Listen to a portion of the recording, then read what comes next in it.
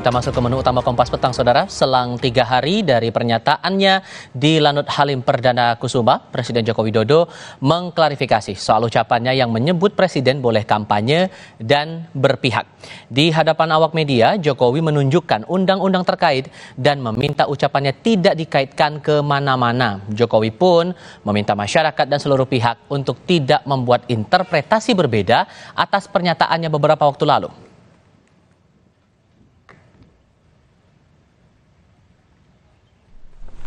Undang-Undang Nomor 7 Tahun 2017 jelas menyampaikan di pasal 299 bahwa Presiden dan Wakil Presiden mempunyai hak ya. Kemudian juga pasal 281 juga jelas bahwa kampanye pemilu yang mengikut sertakan Presiden, Wakil Presiden harus memenuhi ketentuan, tidak menggunakan fasilitas dalam jabatan kecuali fasilitas pengamanan. Sebelumnya, Ketua Komisi Pemilihan Umum Hasyim Asy'ari menilai pernyataan Presiden Joko Widodo terkait Presiden dan Menteri boleh berkampanye serta berpihak sesuai dengan Undang-Undang tentang Pemilu. Menurut Hasyim, Bawaslu berperan penting mengawasi kampanye yang dilakukan pejabat struktural negara tidak menggunakan fasilitas negara.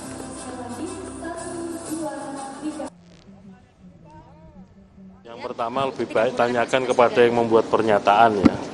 Yang kedua, soal pengawasan penegakan aturan, silahkan dikonfirmasi ke Bawaslu. Di Undang-Undang Pemilu kan sudah diatur toh apa yang disampaikan Pak Presiden tersebut. Yang disampaikan Pak Presiden itu apa? Menyatakan norma yang ada di Undang-Undang Pemilu. Bukan dibenarkan apa yang disampaikan Pak Presiden itu ketentuan di pasal-pasal Undang-Undang Pemilu.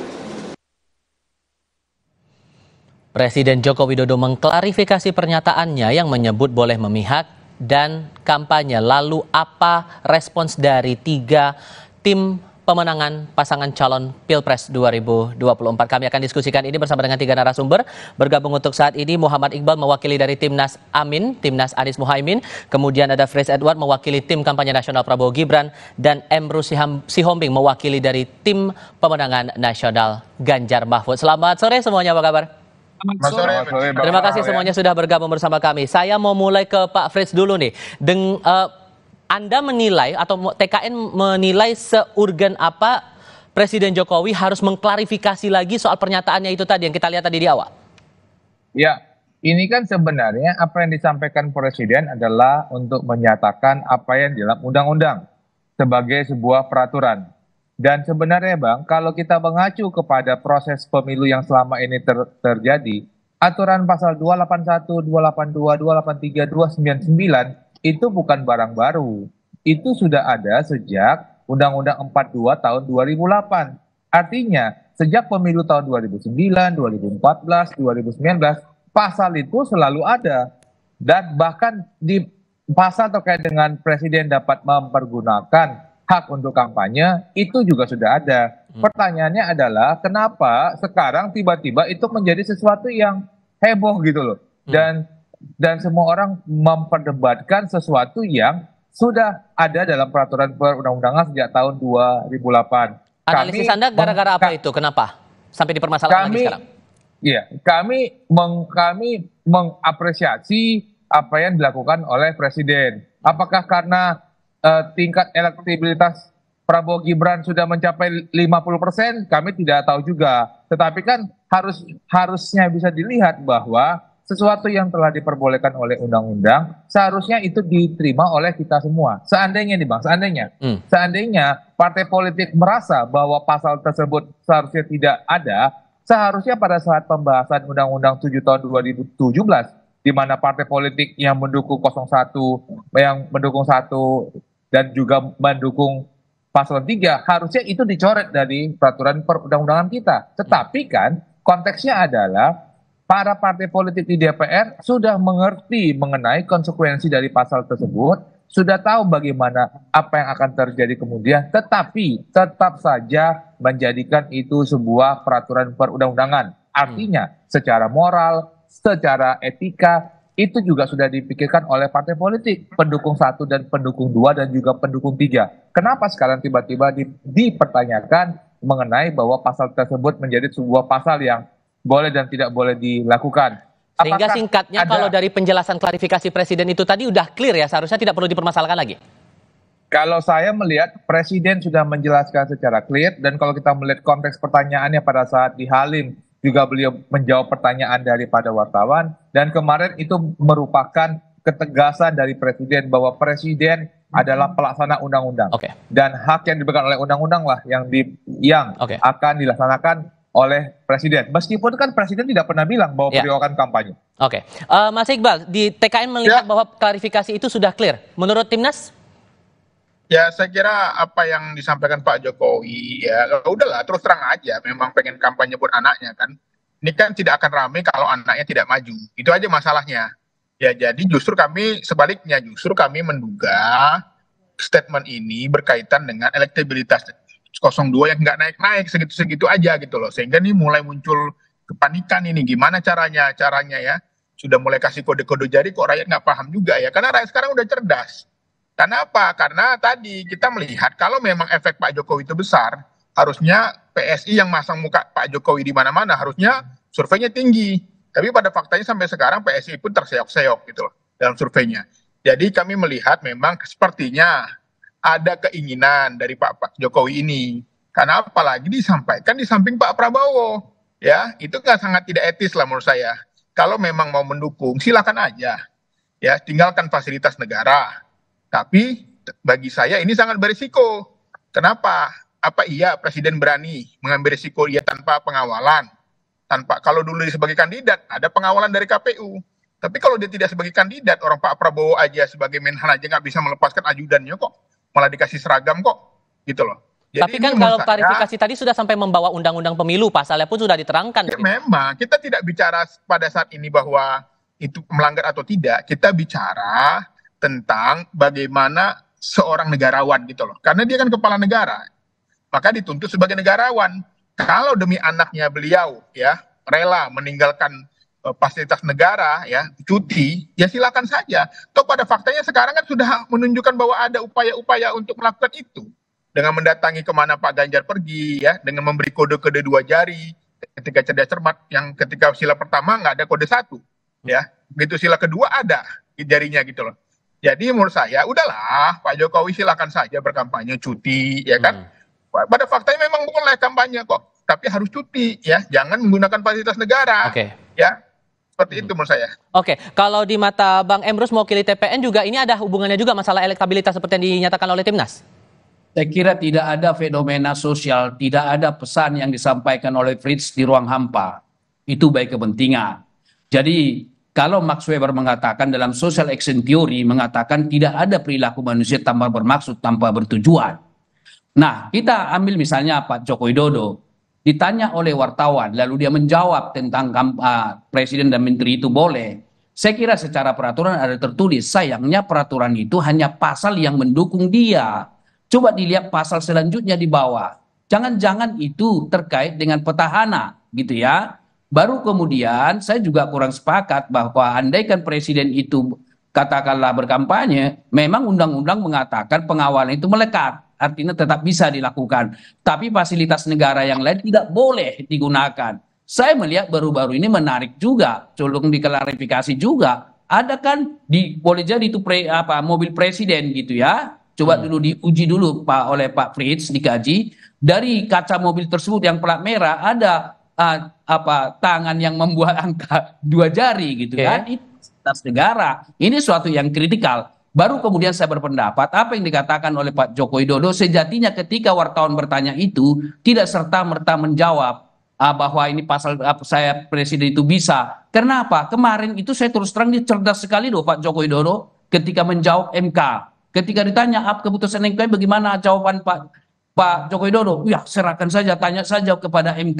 Harusnya Pak Joko Widodo ketika ditanya wartawan tidak harus serta-merta mengatakan boleh kampanye, nggak bisa. Kalau dari klarifikasi kemarin waktu itu oleh Presiden Joko Widodo, menurut Anda gimana kemudian? Arahnya mau kemana gitu? Klarifikasi supaya jelas. Artinya bahwa sejatinya Pak Joko Widodo menjawab, wah itu bukan urusan saya, tanya sajalah Bawaslu begitu ya, Oke. supaya memang tidak menjawab bahwa boleh. Baru kemudian soal klarifikasi, ini menarik. Klarifikasi ini kan rentangnya ada 3 hari. Jadi kalau mau klarifikasi secara natural, klarifikasi ketika saat itu atau paling tidak 1 jam, jangan setelah 3 hari lalu diklarifikasi. Dari sudut komunikasi ada something di situ. Oke. Tetapi kami dari Ganjar silakan saja apa yang dikatakan oleh Pak Joko Widodo, tetapi kami ada melihat dari 2 hal. Yaitu sangat tidak etis lah. Karena Joko Widodo kan presidennya semua kandidat. Presidennya Ganjar, presidennya Prabowo, presidennya Anies. Jadi harusnya berada di posisi netral. Toh 3 presiden ini adalah untuk bangsa dan negara. Jadi baiknya Joko Widodo bersifatlah netral. Kalaupun berkampanye, cuti itu pun saya tidak yakin dilakukan. Sebab kalau berhalangan katakanlah sementara, kekuasaan diberikan ke wakil presiden. Masalah pose 2 jari ini yang disinggung lagi oleh Timnas dan TPN, Pak Frits. Ini kan akhirnya juga berujung pada laporan begitu yang sudah dibuat ke Badan Pengawas Pemilu. Menurut Anda ini gimana kemudian mencermati itu? Karena dituduhnya atau dituding melanggar pasal 547 Undang-Undang Pemilu. Kalau kita kembali kepada apa yang di dalam kita, apa yang kita lakukan sekarang, semua itu kan mengacu kepada Undang-Undang Pemilu, Bang.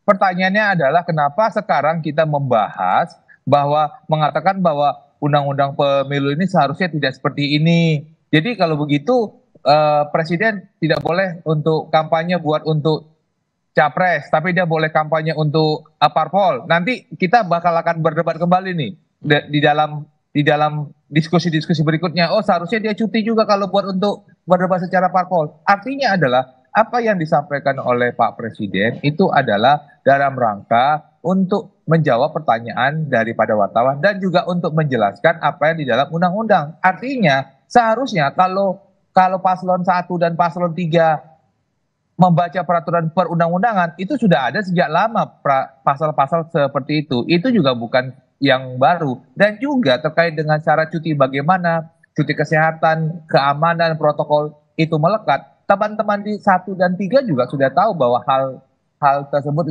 itu sudah diperbolehkan dengan syarat-syarat, dengan memperhatikan dengannya kelangsungan negara. Dan apabila dalam proses-proses seperti ini, Bang, ada pun tindakan-tindakan yang dianggap tidak sesuai, silakan mempergunakan pasal 32 dan pasal 833 terkait dengan kegiatan yang menguntungkan ataupun merugikan salah satu paslon. Itu, Bang, itu bukanlah pasal yang tidak pernah dipergunakan. Kita mengacu kepada pengalaman tahun 2019, ada kok pejabat-pejabat yang dihukum karena melakukan pasal 832 dan pasal 833. Artinya ada tindakan yang sudah pernah dilakukan oleh Bawaslu dalam hal kegiatan yang menguntungkan ataupun merugikan salah satu pihak. Jadi saya merasa ada jalur hukum yang diperbolehkan. Silakan dipakai oleh jalur hukum itu. Tapi kalau spesifiknya ada hak yang diberikan. Tapi kalau spesifik lagi pada kasus yang acungan 2 jari yang dipermasalahkan oleh Jaringan Aktivis Nasional Gerakan Angkatan Muda Kristen Indonesia Ganjar Mahfud ini, menurut TKN apakah sudah cukup kuat alasan hukumnya atau tidak? Tapi jawabnya nanti ya Bang Frits, dan teman-teman yang lainnya juga kami harap tetap bersama kami untuk sesi berikutnya di Dialog Kompas Petang. Kami harap Anda tetap bersama kami, saudara.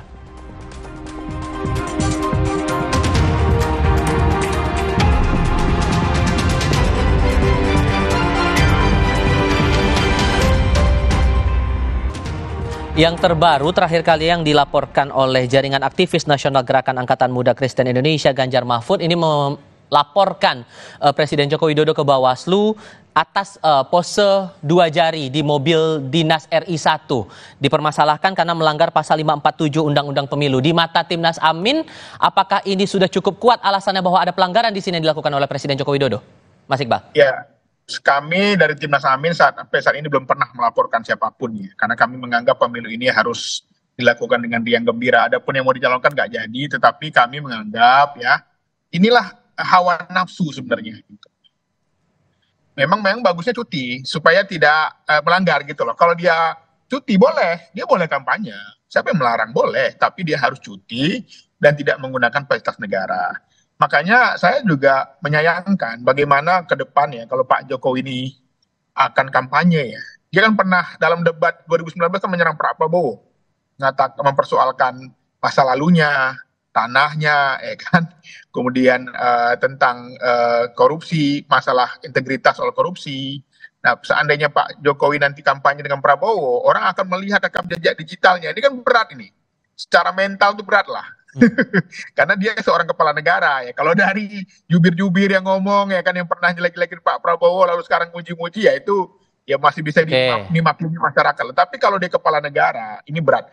Yang ketiga, selanjutnya saya melihat bahwa dalam konteks pemilu ini memang sebaiknya konsistensi pemimpin itu penting. Sejak awal ketika bertemu makan siang dengan 3 capres, dia mengatakan dia akan netral, ya kan? Kepada rakyat, kepada ASN, arahannya netral. Tetapi kemarin yang menarik adalah statementnya Bu Menteri Keuangan. Ya, beliau berpesan bahwa boleh saja punya preferensi, tapi salurkanlah di kotak suara. Karena ini akan mengganggu stabilitas pemerintahan, karena orang itu melihat sebagai pemimpin. Pemimpin itu antara ucapan dan perkataannya harus menjadi satu, supaya anak buah itu bisa mengikut. Kalaupun kemudian ini dipandang masalah serius, kenapa kemudian Mas Anies memilih untuk atau memerintahkan THN untuk batal melaporkan kasus ini ke Bawaslu dengan alasan dibilangnya sangat receh, buat apa? Gimana tuh Mas? Iya, karena memang sejak Anies pernah dikatain pembohong lah oleh ketum PSI di hadapan presiden, nggak pernah lapor-lapor tuh. Banyak dulu menghina-hina, nggak pernah lapor-lapor. Pokoknya kita ingin ke depan ya bahwa Wakanda No More, Indonesia Forever. Tidak ada yang ketakutan di masa pemerintahan Pak Anies berkuasa nanti, tidak ada lagi saling lapor ya. Ya, nggak, harusnya memang konsisten lah. Kita sambut pemilu ini dengan yang gembira ya. Kita sambut pemilu ini dengan bahagia. Jangan saling menakut-nakuti. Ini baru nyenggol Pak Lembong, begitu disenggol ngamuk semua menteri turun tangan ya kan. Kalau nggak mau disenggol jangan nyenggol gitu loh. Begitu disenggol balik, udah semua pasukan turun ya kan. Tapi dalam catur itu yang namanya kalau raja udah bergerak, nah itu berarti udah tertekan itu. Berarti udah berat ini serangannya. Nggak bisa bantah. Kalau dari TPN juga melihatnya bagaimana kemudian? Apakah sepakat dengan Timnas atau ada hal lain yang jadi perhatian untuk masalah pose 2 jari itu? Maksudnya dari saya toh? Iya, Pak Emrus. Baik, saya pikir soal pelaporan itu hak mereka lah yang melaporkan ya. Kita harus hargai sebagai negara hukum. Mereka juga merupakan suatu subjek hukum juga yang berhak melaporkan siapapun setiap warga negara. Jadi harus kita hargai. Nah, boleh jadi mereka sudah mempersiapkan nanti bagaimana proses hukumnya. Tetapi kita mengharapkan bahwa ketika dilakukan pemeriksaan atau apapun, saya kira harus independen lah. Sehingga dilakukan secara transparan tentang laporan tersebut. Saya di awal tadi sudah saya katakan, dari mengacungkan 2 jari begitu ya, dengan plat merah. Biarkanlah diproses nanti di pelaporan diuji itu. Jadi apakah itu menggunakan fasilitas negara, sekalipun secara akal sehat, karena plat merah sepanjang yang saya tahu itu adalah fasilitas negara. Cuma tangan siapa yang dari dalam mobil itu, kita tidak tahu gitu ya. Biarkanlah nanti diuji, toh nanti data digital bisa dicek kok pada tanggal sekian, jam sekian, detik sekian siapa yang di mobil itu. Karena itu menurut saya mobil fasilitas negara pasti ada datanya siapa yang ada di dalam itu. Tetapi ketika nanti diproses di pengadilan atau karena di Bawaslu atau kata kepenegakan hukum, biarkan secara transparan bagi siapa yang melanggar harus menerima katakanlah sanksi tersebut. Tapi di mata TPN ini melanggar hukum pemilu tidak? Biarkanlah, saya tidak punya hak untuk katakan melanggar undang-undang pemilu, biarkan Bawaslu. Tapi siapapun nanti yang di dalam itu, ketika Bawaslu atau penegak hukum mengatakan itu bersalah, kita harus terima. Jangan sampai ada pembelaan-pembelaan yang tidak perlulah. Kita saja. Baru kemudian dari Ganjar Mahfud sebenarnya adalah juga tidak begitu mempersoalkan tentang hal tersebut, tapi kami yakin mereka yang melaporkan itu punya argumentasi yang kuat tentang itu. Kami sekarang fokus kepada apa? Bagaimana merangkul rakyat, karena kita sekarang demokrasi kita sekarang adalah demokrasi yang sudah tersobek-sobek, yang harus kita mulai dari keputusan Mahkamah Konstitusi sangat disobek-sobek demokrasi kita. Demikian. Pak Habibur Rahman terakhir juga sempat bilang bahwa itu ya persilakan saja bahwa ada yang melaporkan Presiden Joko Widodo, tidak masalah, biarkan Bawaslu yang berproses, Pak Fris. Tapi di sisi Anda pribadi mewakili TKN, apakah pelaporan atas pose 2 jari ini cukup kuat alasannya secara hukum pemilu? Bang, kalau saya merasa bahwa apa yang tadi disampaikan oleh Bang Iqbal bahwa ini seperti seakan-akan ada proses udah mulai angkanya semakin rendah, saya kok melihatnya berbeda ya. Gimana ini tuh? Karena elektabilitasnya Prabowo Gibran paslon 2 semakin lama semakin meningkat, apalagi sekarang kita dalam masa untuk melaksanakan rapat umum, semakin diperbolehkan untuk ketemu dengan masyarakat dengan jumlah yang banyak. Ini semakin lama elektabilitasnya akan semakin meroket lagi, Bang. Jadi saya sih melihat bahwa ucapan-ucapan soal serangan-serangan, ya itu merupakan bagian daripada proses yang sekarang sedang berlangsung. Kami sebagai TKN, kami bisa melihat bagaimana adanya pelaporan yang ditujukan kepada kami. Bahkan kepada Mas Gibran sendiri sebagai cawapres kami pada saat dipanggil oleh Bawaslu Jakarta Pusat hadir untuk diklarifikasi. Apa yang mau kami sampaikan adalah bahwa kami itu taat hukum. Kami mematuhi setiap proses yang berlangsung. Jadi apabila ada dugaan-dugaan harus dapat melalui jalur-jalur yang sudah ada. Tapi harus diingat juga, Bang, dalam sebuah proses pelaporan di Bawaslu sesuai dengan Perbawaslu 7 tahun 2022 kan harus tahu siapa yang melakukan, apa yang dilakukan, di mana dilakukan, pasal apa yang dilanggar. Kan ada dasar-dasar informasi yang harus apa yang disampaikan kepada Bawaslu. Jadi dalam proses untuk mencapai kemenangan, kami juga ingin menang secara terhormat, Bang. Jadi dan oleh karena itulah setiap proses yang ada ataupun yang dilaporkan terhadap dengan paslon kami juga akan siap untuk menghadapinya. Tetapi cara pandang untuk tetap kepada koridor hukum yang ada itu harus menjadi benchmarknya 1, 2, dan 3 dalam melakukan tindakannya. Tidak usah terlalu opini, tapi mari kita mempergunakan aturan yang ada. Sehingga menurut Anda, Pak Frits, dari aduan itu bisa diproses tidak selanjutnya? Dengan perspektif yang Anda sampaikan tadi? Saya rasa yang mampu menjawab itu adalah Bawaslu, Bang. Bawaslu sekarang yang harus melakukan proses klarifikasi, unsur-unsur formil dan materinya terpenuhi atau tidak, itu kan merupakan kewenangan daripada Bawaslu. Oke. Karena juga di sisi lainnya Pak Emrus, terakhir Pak Rahmat Bagja, Ketua Bawaslu saat ini menyatakan bahwa masalah pernyataan Presiden yang masalah keberpihakan, masalah bisa ikut kampanye itu tidak cukup kuat untuk dipermasalahkan secara hukum pemilu. Kalau Anda mencermati untuk laporan pose 2 jari ini, seyakin apa ini bisa diproses di Bawaslu menurut Anda, Pak Emrus? Baik, saya tergantung kepada orang yang melaporkan lah. Toh mereka itu sudah melakukan pengkajian hukum gitu ya. Tidak sembarangan mereka itu melakukan karena mereka juga paham betul hukum. Jadi biarkan saja berproses di sana. Kita tunggu saja. Tapi siapapun para pihak yang nanti kena sanksi, kita harus menerima itu. Jangan karena ada sesuatu tekanan-tekanan tertentu atau ada utang politik, lalu ada suatu keputusan-keputusan yang menurut saya tidak adil begitu ya. Tapi satu tanggapan saya kepada Frits, ketika dikatakan tadi makin meroket, saya mau katakan Pak Frits, bahwa di awal Jokowi jadi presiden dulu itu tingkat elektabilitasnya rendah, menang itu. Ganjar di Jawa Tengah tingkat elektabilitasnya rendah, menang. Artinya apa? Tidak ada jaminan bahwa 50% atau 40% itu adalah dikatakan bisa pasti satu putaran dan lain-lain sebagainya. Penabrakan terhadap kepada tidak apa-apa Bang Emrus, yang pasti rapat umum sedang berlangsung. Daripada statistik, biarkan mengalir, jadi tidak ada jaminan 40% Ganjar. Mohon maaf, Prabowo lalu pasti menang. Jadi teori probability, teori statistik harus dikuasai. Kemudian saya mau katakan bahwa kita juga melakukan pendekatan kepada masyarakat, yaitu dengan fokus group discussion. Mereka ada yang mengatakan loh, masyarakat itu, maka kita yakin betul akan meraup suara sebanyak-banyaknya nanti, lihat saja nanti. Nah, kenapa masyarakat mengatakan kami sebenarnya yang kami pilih adalah calon nomor 3, tapi tidak ekspresikan katanya. Jadi masih ada keinginan-keinginan masyarakat karena mendengar pendekatan-pendekatan ada suatu hal yang speak up. Demikian. Mas Iqbal, singkat saja, mencermati riuh-riuh semacam ini, gimana caranya kemudian? Ya, ini kan apa yang disebut dengan teori agenda setting ya. Saya kira 02 ini punya agenda setting. Dia pengen satu putaran, tapi surveinya nggak nyampe-nyampe. Akhirnya dibuatlah strategi lembaga survei lah segala macam, seolah-olah ini udah mendekati. Kenapa? Karena mereka trauma. Beberapa kasus, orang kalau putaran kedua, walaupun dia menang di putaran pertama, bisa kalah seperti di Pilgub DKI.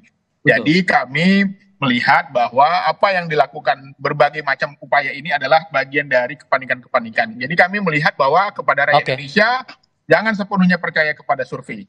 Karena mari kita kerja keras, dan kalau Pak 02 mau dapat suara, jangan pakai Pak Jokowi, harusnya turun, dengarkan rakyat, jangan ceramah, jangan curhat ketika datang ke rakyat, tapi dengarkan rakyat, karena rakyat punya masalah. Jangan pula rakyat udah susah ditambahlah dengan curhat-curhat pemimpinnya.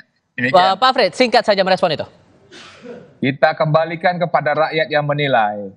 Jadi rakyat yang bisa melihat masa lalu dan masa depan, polisi-polisi yang sudah ada, dan bagaimana untuk melanjutkan itu, Bang. Jadi saya rasa kembalikan kepada rakyat nih. Rakyat yang kemudian melihat seperti apa prospek dan bagaimana nanti keterpilihannya dan pemimpin yang akan mereka pilih pada tanggal 14 Februari. Oke, Mas Iqbal, Pak Frits, Pak Emros, terima kasih sudah hadir dalam diskusi Kompas Petang kali ini. Sehat selalu semuanya. Selamat sore. Kami. Selamat sore.